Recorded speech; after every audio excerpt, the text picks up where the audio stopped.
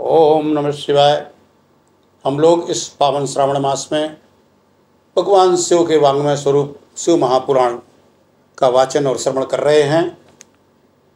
विद्वेश्वर संहिता के 6 अध्यायों को हम लोगों ने सुना। ब्रह्मा और विष्णु में दोनों में युद्ध हो गया। दोनों भगवान शिव द्वारा प्रदत्त अस्त्र शस्त्रों का प्रयोग कर रहे हैं। देवगण भयभीत होकर के भगवान शिव के शरण में जाते हैं। भगवान शिव कृपापूर्वक उनको अपने पास बुलाते हैं। आगे की हम कथा सुन रहे हैं। ईश्वरवाच। अब भगवान शिव बोलेंगे। वत्स का स्वस्ति सा कंचित देवम शासनात् जगच्च देवात वंश स्वकर्मणम किम न वा प्राग्वे विदितम युद्धम ब्रह्म विष्णुर्मयासुरा भवताभिपातेन पौनरुक्तेन भाषितम इति सस्मित्वा माध्वा कुमार परिभाषया समतो सवदाम्ब्या सापतिसुरविरजम अथ युद्धांगणम गंतुम हरिधात्रोधीसुरा आज्ञापति श्रणानाम सत्यम तत्रैव संसदि ततो वाद्यम बहुविधम प्रणवाय परिस्थितो गणेश राष्ट्र सन्नदा नाना वाहन भूषणा। शिव जी बोले, हे पुत्रो, आपकी कुशल तो है। मेरे अनुशासन में जगत तथा देवश्रेष्ठ अपने अपने कार्यों में लगे तो हैं। हे देवताओं, ब्रह्मा और विष्णु के बीच होने वाले युद्ध का वृत्तांत तो मुझे पहले से ही ज्ञात था। आप लोगों ने यहाँ आने का परिश्रम करके उसे पुनः बताया है। हे सनत कुमार, उमापति शंकर ने इस प्रकार मुस्कुराते हुए मधुर वाणी में उन देवगणों को संतुष्ट किया। भगवान शिव ने कहा कि यह संसार मेरा है और ये अनुशासन से सब ठीक से चल रहा है कि नहीं, और मुझे ये पता है कि ब्रह्मा विष्णु चूँकि त्रिलोकपति से क्या छिपा है। सबके हृदय की बात जानते हैं, पूरे ब्रह्मांड के बारे में जानते हैं। तो वो कह रहे हैं कि मुझे युद्ध का पता है, लेकिन आप लोगों ने आकर के आप लोगों ने भी युद्ध का वर्णन किया। तो इस प्रकार से मधुर वचन बोलते हुए नंदीश्वर बता रहे हैं सनत कुमार को कि भगवान ने सबको संतुष्ट किया। इसके बाद महादेव जी ने ब्रह्मा और विष्णु की युद्धस्थली में जाने के लिए अपने सैकड़ों गणों को वहीं सभा में आज्ञा दी। तब महादेव जी के प्रणाम के लिए अनेक प्रकार के बाजे बजने लगे और उनके गणाध्यक्ष भी अनेक प्रकार से सज धज कर वाहनों पर सवार होकर जाने के लिए तैयार हो गए। जहाँ युद्ध हो रहा है वहाँ के लिए महादेव ने अपने सारे गणों को कहा कि तैयार होकर तो आप लोग वहाँ चलें और मैं स्वयं भी वहाँ चलूँगा, क्योंकि कोई भी जब इस तरह की विपरीत परिस्थिति आएगी तो महादेव को तो आना पड़ेगा। ये जो संहारकारी युद्ध हो रहा था, तो प्रणवाकार माध्यंतम पंचमंडल मंडितम आरोह रथो मद्रम विकासुरा सुसून गणवेन्द्रा सर्वेनुपयुसुरा चित्रध्वज चरण चाम्र पुष्पवर्ष संगीत नृत्य नेह वीरेभि वादवज्ञ सम्मानिता वसुपति पर्याजा देव्या साकम तयो समरभूमागत सैन्या। भगवान उमापति 5 मंडलों से सुशोभित आगे से पीछे तक प्रणव ओम की आकृति वाले सुंदर रथ पर आरूढ़ हो गए। इस प्रकार पुत्रों और गणों सहित प्रस्थान किए शिव जी के पीछे पीछे इंद्र आदि सभी देवगण भी चल पड़े। विचित्र ध्वजाएं, पंखे, चमर, पुष्प वृष्टि, संगीत, नृत्य और वाद्यों से सम्मानित पशुपत भगवान शिव भगवती उमा के साथ सेना सहित उन दोनों ब्रह्मा और विष्णु की युद्ध भूमि में आ पहुंचे, जहाँ पर दोनों युद्ध कर रहे थे। फिर क्या हो रहा है कि उन दोनों का युद्ध देख करके शिव के जो गण थे, उन्होंने जो शोर मचाते हुए गाना गाते बजाते हुए चले आ रहे थे, उन्होंने जो है ये शोर बंद कर दिया। और वहाँ जाकर के क्या देखते हैं, जैसा हमने पूर्व के अध्याय में बताया था कि दोनों महेश्वरास्त्र और पाशुपास्त्र लेकर के एक दूसरे पर संधान कर रहे हैं। निराकार भगवान शंकर इस अकाल प्रलय को आया देखकर एक भयंकर विशाल अग्नि स्तंभ के रूप में दोनों के बीच प्रकट हो गए।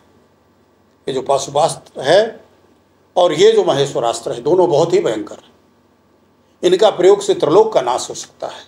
तो जब भगवान ने देखा कि दोनों तत्पर हैं, दोनों ही प्रकार के, और उसका जो पूर्वाभास है वो प्रकट हो रहा है आकाश में। जैसा हमने बताया था कि हजारों नागों की तरह फुफकार और अग्नि की ज्वालाएं प्रकट हो रही हैं। अभी शस्त्र संधान ही हुआ है, अभी उसका प्रयोग नहीं किया गया। भगवान देखते हैं शिव की ये तो बहुत बड़ा प्रलय हो जाएगा।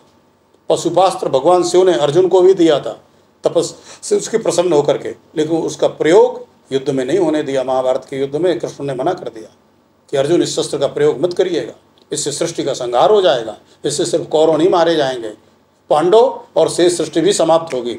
इतना भयंकर ये अस्त्र है। तो भगवान शिव देखते हैं कि जब इस तरह का हो रहा है तो भगवान जो निराकार शिव हैं, इस अकाल प्रलय को देख करके भयंकर अग्नि स्तंभ के रूप में दोनों के बीच में प्रकट हो गए। क्योंकि ये लगा कि अब युद्ध रोकने का, यानी एक दीवार की तरह, तो ये स्तंभ महानल स्तंभ विभीषणाकृति, महान स्तंभ विभीषणाकृति वरभूत तन मध्य तले स निष्कला। निष्कला हमने कहा था कि भगवान सकल भी है, निष्कल भी है, साकार भी है, निराकार भी है। तो वो इस तरह से कोई विशेष आकार ना लेकर के एक विशेष आकार जिसे निराकार कहेंगे, लोग कहते ना, ये कहते निरे आकार, निरे अनोखे को हम लोग निरा बोल देते हैं कि भाई निरे निरे, तो ये निरे आकार, ये जो आकार है भगवान शिव का, ऐसा आकार तो किसी देव का नहीं है, लिंगाकार, इसलिए ये अनोखा आकार है भगवान का। तो उस निराकार को आप निरे आकार भी कह सकते हैं। इस रूप में दोनों के मध्य में प्रकट हो गए। ते अस्त्रे चापि संजाले लोक सरक सर्च में निपेते तु छड़े न हविर्भूते महानले दृष्ट्वा तद्भुतम चित्रम शांतिकरम शुभम किमुदित अद्भुतकार मृत्युश्च परस्परम अतीन्द्रमिदम स्तंभ अग्निरूपम किमुत्तम अस्योपचार अवश्य लक्ष्य ओहि इति व्यवस्थितो वीरो मिलितो वीरमानिनो तत्परो तत्परीक्षार्थम पितास्ते सत्वरम। संसार को नष्ट करने में सक्षम हुए दोनों दिव्यास्त्र अपने तेज सहित उस महान अग्नि स्तंभ के प्रकट होते ही तत्क्षण शांत हो गए। क्योंकि अत्यंत तेज वाला जब ये हुआ तो ये दोनों शस्त्र जो तैयार थे पूरे ब्रह्मांड को नष्ट करने के लिए, वो शांत हो गए। दिव्यास्त्रों को शांत करने वाले इस आश्चर्यकारी तथा शुभ अग्नि स्तंभ को देखकर सभी लोग परस्पर कहने लगे कि अद्भुत आकार वाला स्तंभ क्या है। कीमत अद्भुताकार मृत्युश्च परस्परम, यह दिव्य अग्निस्तंभ कैसे प्रकट हो गया, इसकी ऊंचाई की और इसकी जड़ की हम दोनों जांच करें। ऐसा एक साथ निश्चय करके वे दोनों अभिमानी वीर उसकी परीक्षा करने को तत्पर हो गए और शीघ्रतापूर्वक चल पड़े। हम दोनों के साथ रहने से कार्य संपन्न नहीं होगा। ऐसा कर विष्णु ने सूकर का रूप धारण किया और उसकी जड़ की खोज में चले। उसी प्रकार ब्रह्मा भी हंस का रूप धारण करके उसका अंत खोजने के लिए चल पड़े। पाताल लोक को खोदकर बहुत दूर तक जाने पर भी विष्णु को उस अग्नि के समान तेजस्वी स्तंभ का आधार नहीं दिखा। तब थक हार कर सूकराकृत विष्णु रणभूमि में वापस आ गए। ये प्रसंग आप लोगों ने सुना भी होगा बहुत, कि जो यो शिवलिंग जो प्रकट हुआ, चूँकि अब दोनों के अस्त्र तो बेकार हो गए, तो क्या किया जाए। तो उनको लगा कि आखिर ये क्या है, ये अगर प्रकट हुआ तो कोई प्रकट करने वाला होगा। वो हो सकता है या तो इसके ऊपर होगा या इसके नीचे होगा। आमने सामने तो हम दोनों लोग हैं, यहाँ तो है नहीं, तो इसकी खोज की जाए। आखिर ये है कौन जो हम दोनों के मध्य में आया और हम दोनों द्वारा संधान किए गए अत्यंत भयंकर अस्त्रों को जिसने निष्प्रभावी कर दिया। तो दोनों में तो की संगति तो थी नहीं, सहमत तो थी नहीं। तो भगवान विष्णु ने कहा कि हम लोग अलग अलग दिशा में चलेंगे। क्योंकि भगवान ने एक अवतार वाराह अवतार रखा था। भगवान विष्णु के जो 10 अवतार है उसमें एक वाराह अवतार भी है। सिद्धमत्स्य है, कच्छप है, नरसिंह है, वामन है, परशुराम जी हैं, राम जी हैं, कृष्ण जी हैं, ये सारे अवतार हैं। तो एक अवतार उनका वाराह अवतार भी है, जिसमें वो पृथ्वी को जब हिरण्याकशिपु का भाई हिरण्याक्ष पाताल में ले जाता है तो ला करके वो काशी से जोड़ देते हैं। तो उन्होंने उनको चूँकि अभ्यास है वाराह बनने का, तो भगवान विष्णु वाराह रूप धारण करके नीचे की ओर जमीन को खोदते हुए पाताल तक चले गए। और ब्रह्मा जी हंस उनका सवारी है, तो हंस को लेकर के ऊपर की तरफ जा रहे हैं इसकी खोज करने के लिए। और विष्णु भगवान नीचे आकर के थक हार कर नीचे जब कहीं इनको उसका सिरा नहीं मिला तो फिर उसी जगह वापस पृथ्वी में रणभूमि में आ गए। अथ गच्छन्सु व्यग्रासा विधिष्ठान पितातो ददर्श केतकी पुष्पम किंचिदाद्भुतम मृतम इति सौरभमलानं वस्वर्ष्यतम तथा अन्वीक्ष्य सातयो कृतं भगवान परमेश्वरा परिहासं तु कृत्वान् कंपनं चलतं शिरा तस्मानुगातं च्युतं केतकुत्तमोत्तमं किं त्वं पतसि पुष्पेषु पुष्पराष्ट्रेण वेदता आदिनस्य प्रमेयस्य स्तंभयाच्युतश्चिरम्। हे तात, आकाश मार्ग से जाते हुए आपके पिता ब्रह्मा जी ने, जैसा हमने बताया कि सनत कुमार ये ब्रह्मा जी के पुत्र हैं, इसलिए यहाँ पर नंदीश्वर कह रहे हैं कि हे बेटा, आपके पिता ने, यानी हे तात, आकाश मार्ग से जाते हुए आपके पिता ब्रह्मा जी ने मार्ग में अद्भुत केवड़ी के पुष्प को गिरते देखा। अनेक वर्षों से गिरते रहने पर भी वो ताज़ा और अति सुगंध युक्त था। ब्रह्मा और विष्णु के इस विग्रह पूर्ण कृत्य को देखकर भगवान परमेश्वर हंस पड़े, जिससे कंपन के कारण उनका मस्तक हिला और वो श्रेष्ठ केतकी पुष्प उन दोनों के ऊपर कृपा करने के लिए गिरा। जो भगवान हैं, ब्रह्म हैं, वो इन दोनों के इन कृत्य को देख करके मुस्कराए और वो जो केतकी का पुष्प उदाहरण करते हैं वो इनके ऊपर गिरा, उनका मस्तक हिला और ये इनके ऊपर आकर के गिरा। किम तुम पतस पुष्पेश पुष्पराट कहन वह धृता आदिमस्या प्रमेय स्तंभ अत्याच्युतेश्वरम। ब्रह्मा जी ने उससे पूछा, हे पुष्पराज, तुम्हें किसने धारण कर रखा था और तुम क्यों गिर रहे हो। केतकी ने उत्तर दिया, इस पुरातन और अप्रमेय स्तंभ के बीच से मैं बहुत समय से गिर रहा हूँ, फिर भी इसके आदि को नहीं देख सका, अतः आप भी इस स्तंभ का अंत देखने की आशा छोड़ दें। ब्रह्मा जी से उन्होंने कहा कि मैं ये जो स्तंभ है जिसकी खोज में आप ऊपर चले जा रहे हैं, मैं इसके मध्य से ही गिर रहा हूँ लगातार, लेकिन आज तक मैं इसके अंत को नहीं प्राप्त कर पाया। इसलिए आप जिस चक्कर में जा रहे हो, प्रभु आप लौट आइए आप इसको नहीं प्राप्त कर पाएंगे। न संपश्यामि तस्मत्तम जैसात्मंत दर्शने अस्यांतश्च सेवार्थम हंसमूर्ति रेगाता इतम परम सखे मेद्य त्वया कर्तव्यमीप्सितम मया से त्वया वाचेत विष्णु और सन्निधो स्तंभांतो वीक्षितो धात्रा तत्र साक्षेतु चेत इत्युक्त्वा केतकम तत्र प्रणाम पुनः पुनः सत्यापिशस्तम स्यादपीत्यम शासनम। ब्रह्मा जी ने कहा कि मैं तो हंस का रूप लेकर इसका अंत देखने के लिए यहाँ आया हूँ। अब हे मित्र, मेरा एक अभिलषित काम तुम्हें करना पड़ेगा। विष्णु के पास मेरे साथ चलकर तुम्हें इतना कहना है कि ब्रह्मा ने इस स्तंभ का अंत देख लिया है। हे अच्युत, मैं इस बात का साक्षी हूँ। केतकी से ऐसा कहकर ब्रह्मा ने उसे बार बार प्रणाम किया और कहा कि आपातकाल में तो मिथ्या भाषण भी प्रशस्त माना गया है, ये शास्त्र की आज्ञा है। केतकी पुष्प से ब्रह्मा जी ये झूठ वचन बोलने के लिए कह रहे हैं और कह रहे हैं कि ये आपातकाल है, आपकी बात मैं मान लेता हूँ, मैं ऊपर नहीं जा रहा, लेकिन वैसे तो मैं आया था इसका आदि देखने के लिए, लेकिन आप चलकर विष्णु के सामने मेरे ये कह दीजिए कि मैंने इसके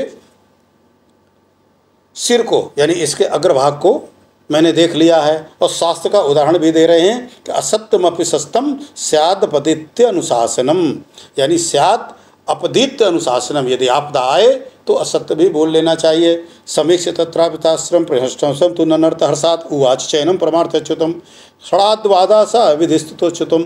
वहाँ अति प्रेम से थके और स्तंभ का अंत न मिलने से उदास विष्णु को देखकर ब्रह्मा प्रसन्नता से नाच उठे और क्षण के समान पूर्ण बातें बनाकर अच्युत विष्णु से इस प्रकार कहने लगे, हे हरे, मैंने इस स्तंभ का अग्रभाग देख लिया है, इसका साक्षी ये केतकी पुष्प है। जब इस केतकी ने भी झूठी विष्णु से समक्ष कह दिया कि ब्रह्मा की बात यथार्थ है, केतकी जो है ब्रह्मा के पक्ष में आ गए और उन्होंने कह दिया। ब्रह्मा जी ने देखा कि विष्णु थके हुए हैं, चूँकि पाताल तक गए थे और कहीं अंत नहीं मिला और निराश भी थे, तो ब्रह्मा को और हंसी आई उनकी इस स्थिति को देख करके और उन्होंने इस तरह से बोला कि तो विष्णु ने इस बात को सत्य मानकर ब्रह्मा को स्वयं प्रणाम किया और उनका षोडशोपचार पूजन किया।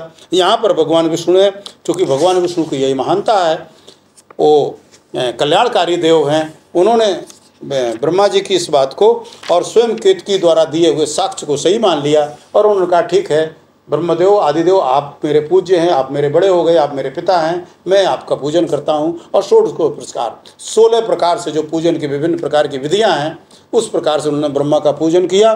उसी समय कपटी ब्रह्मा को दंडित करने के लिए उस प्रज्वलित स्तंभ लिंग से महेश्वर प्रकट हो गए।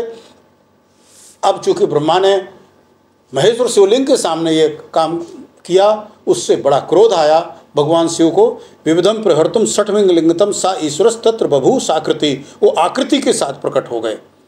समुत्थिता स्वामी लोकानाथ पुनः प्रकम्पाणि परिग्रह तत्पदम, वो परमेश्वर को प्रकट हुआ देखकर विष्णु उठ खड़े हुए और कांपते हाथों से उनका चरण पकड़कर कहने लगे, विष्णु हे करुणाकर, आदि और अंत से रहे शरीर वाले आप परमेश्वर के विषय में मैंने मोह बुद्धि से बहुत विचार किया, किंतु कामनाओं से उत्पन्न हुए विचार सफल नहीं हुआ। अतः आप हम पर प्रसन्न हो, हमारे पाप को नष्ट करें और हमें क्षमा करें, ये सब आपकी लीला से ही हुआ है। भगवान विष्णु जो है इस तरह की प्रार्थना भगवान शिव से करने लगे और उन्होंने कहा कि मेरे अंदर कामना थी, यानी बड़ा होने की कामना थी। हम दोनों के बीच में एक दूसरे को बड़ा कहने का विवाद हुआ था और उस कामना से प्रेरित होकर के मुझे लगा कि मैं आपका अंत ढूंढ लूँगा और इस वजह से मैं उसमें सफल नहीं हुआ। ये आपकी ही लीला है, इसलिए क्षमस्व विहितम भवतेव केल्या, हे प्रभु ये सब आपकी लीला से हुआ है, आप हमें क्षमा करें। ईश्वरुवाच वर्ष प्रसन्नोस्मि हरे तस्तो विश्वास नाप सत्यवाक्यम पुर्यास्तते भविता जनेषु साम्यम मया साकृत श्लेप्सि इता परम ते पृथकानात्मस्त क्षेत्र प्रतिष्ठो सत्यभोजनम चा। भगवान बोले कि हे वत्स, मैं तुम पर प्रसन्न हूँ, क्योंकि श्रेष्ठता की कामना होने पर भी तुमने सत्य वचन का पालन किया है, इसलिए लोगों में तुम मेरे समान ही प्रतिष्ठा और सत्कार प्राप्त करोगे। हे हरे, अब से आपकी पृथक मूर्ति बनाकर पूर्ण क्षेत्रों में प्रतिष्ठित की जाएगी और उसका उत्सव पूर्वक पूजन होगा। भगवान शिव भगवान विष्णु की इस सत्यवादिता से अत्यंत प्रसन्न हुए और ब्रह्मा जी ने तो झूठ बोल दिया था उन्हीं के सामने, भगवान शिव के सामने, लेकिन भगवान विष्णु ने विनम्रता पूर्वक उनको प्रणाम किया। पहले उन्होंने भगवान ब्रह्मदेव को बड़ा मान करके और उनका षोडशोपचार पूजन किया और जब महादेव प्रकट हुए शिवलिंग के रूप में तो उन्होंने भी उनका पूर्ण किया और बोलेगा, प्रभु ये सब आपकी लीला है और कामनाओं के वशीभूत होकर के हमने आपका अंत जानने की कोशिश की थी हम लोगों ने, आदि अंत, उसमें हम असफल हुए। और ये भी आपकी एक प्रकार की लीला है। इससे महादेव अत्यंत प्रसन्न हुए और उन्होंने कहा कि सर्वत्र आपकी मूर्तियों की प्रतिष्ठा होगी और आप पूजे जाएंगे।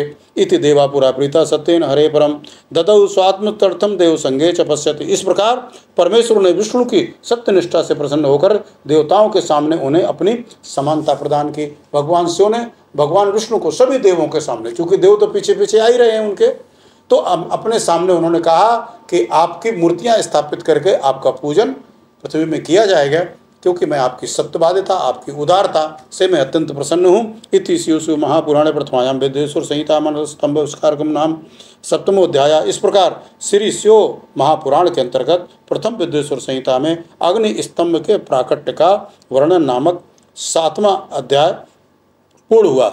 ये अध्याय को आज हम लोग यहीं समाप्त करते हैं। और अब चूँकि भगवान विष्णु भी सामने हैं, ब्रह्मा जी भी सामने हैं, भगवान शिव भी सामने हैं, सारे देवगण भी उपस्थित हैं, भगवान शिव के सारे गण भी उपस्थित हैं, हम सब अत्यंत विनम्रतापूर्वक उन सबके चरणों में प्रार्थना करते हैं कि हे प्रभु, हम सब कलियुगी इंसान हैं, अज्ञान मोह अंधकार में हैं, वासनाओं से ग्रसित हैं, आप हम पर कृपा करें, आप हमारी त्रुटियों को क्षमा करें, आप हमें सही मार्गदर्शन दें, इस सृष्टि का कल्याण करें, सभी जीव जंतु सुखी हों, संपूर्ण मानव जाति आपस में संगति करे, आपस में सहयोग करे, सब में सन्मति प्रभु हो। ये विभिन्न प्रकार के युद्ध अहंकार में जो पीड़ित होकर के क्षेत्र की आकांक्षा से, पद की आकांक्षा से, धन की आकांक्षा से, अभिमानवश जो विभिन्न प्रकार के संग्राम चल रहे हैं, जिससे ये आपकी पृथ्वी भी पीड़ित है और हम सब आपकी प्रजा हैं, हम सब आपके जनता हैं, हम सब आपके जीव हैं, हम सब भी पीड़ित हैं। हे महादेव, हे